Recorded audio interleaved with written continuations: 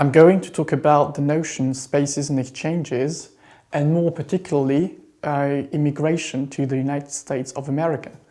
To do so, I will use a film called The Godfather Part 2, which was produced by Francis Ford Coppola in 1974. First, let me give a definition of spaces and exchanges.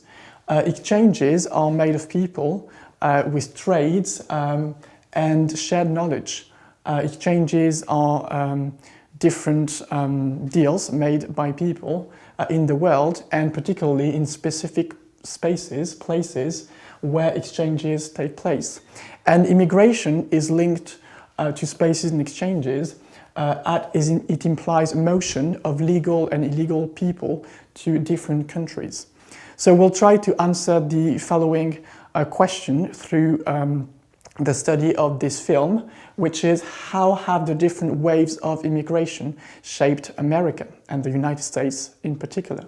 First, I'd like to talk about people who were in search of the American dream.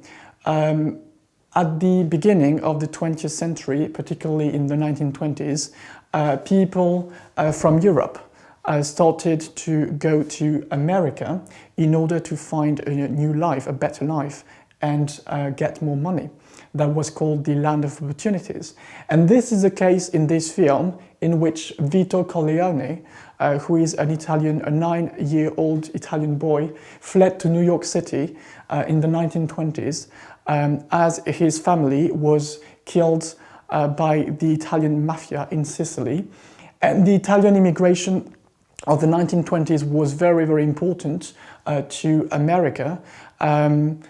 About more than 4 million Italians fled to America and New York City to escape decades of violence and social chaos in Sicily and Italy. And that was also made possible by the fact that transatlantic transportation became more affordable, so it became cheaper to go to the United States by boat.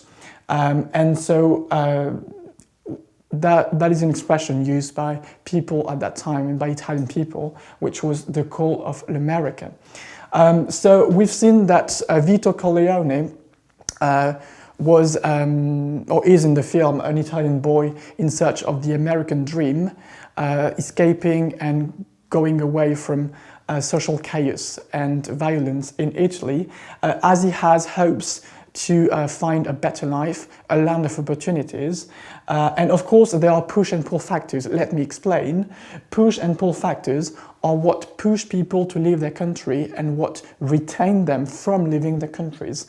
And clearly, the push factors were, for Vito, the fact that he had to escape violence, and the pull factors was the fact that America was a very attractive country back in the 1920s.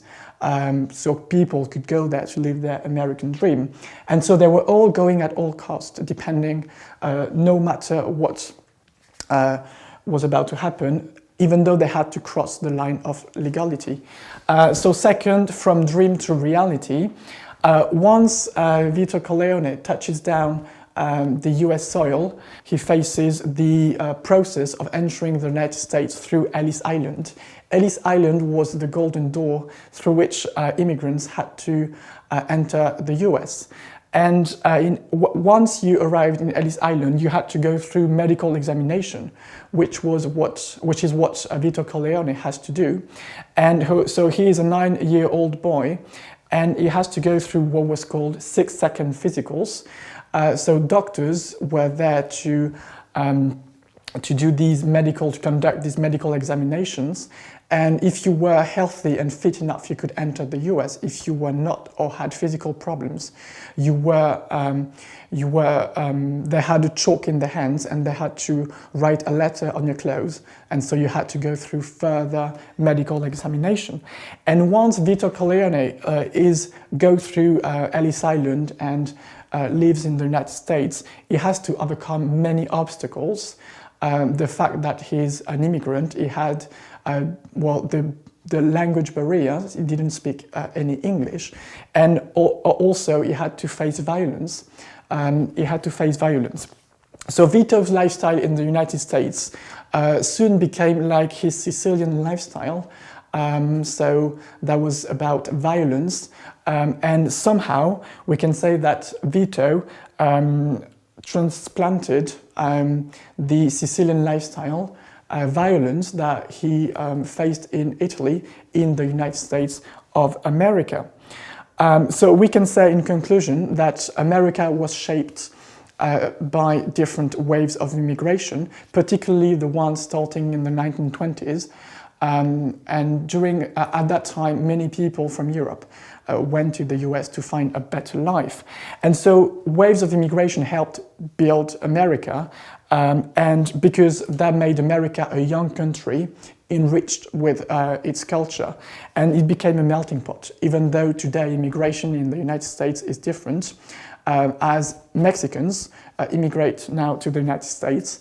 And we've seen that since 2005, the beginning of the 2000s, it's become more difficult for immigrants to find a living in America, as a wall was built in 2005, and today Trump also plans on building a larger and higher wall.